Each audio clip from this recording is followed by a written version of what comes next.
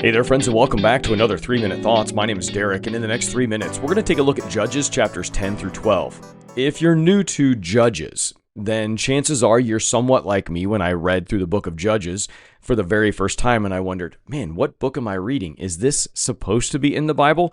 Some of the stuff that happens in the book of Judges is, well, kind of out there, and it just demonstrates God's demand for total obedience and how he operated differently in a different time frame back then. All right, so let's take a look at chapters 10 through 12. These chapters deal with the cycle of rebellion and Jephthah's tragic story. So chapter 10, Israel's sin and oppression. After Abimelech's death, Israel has two brief faithful judges. There's Tola, who judged for 23 years, and Jair, who judged for 22 years and had 30 sons who rode on 30 donkeys. But once again, Israel falls into idolatry. They start to worship the Baals, the Ashtoreths, and gods of surrounding nations.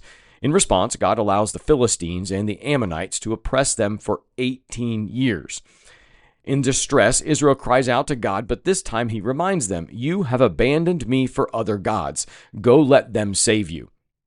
As we move into chapter 11, we find Jephthah's rise and then this tragic vow that takes place. Jephthah, an outcast warrior, is the son of a prostitute.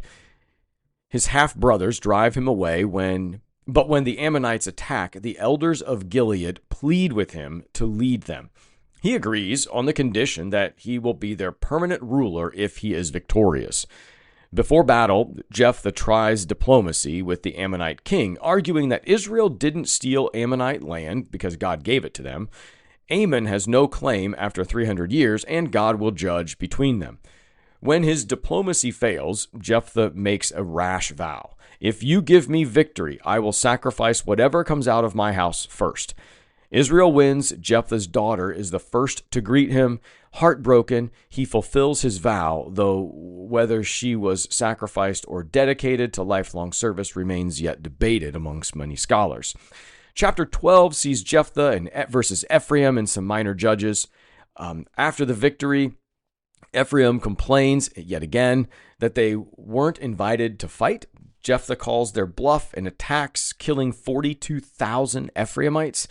There's a whole lot of stuff that goes on behind the scenes there. There's a lot of back and forth fighting and whatnot. If we're going to wrap everything up with a quick application piece, it's that Jephthah's story teaches us that God can use anyone, even outcasts, but we must be careful with our words. Rash promises can lead to unnecessary suffering.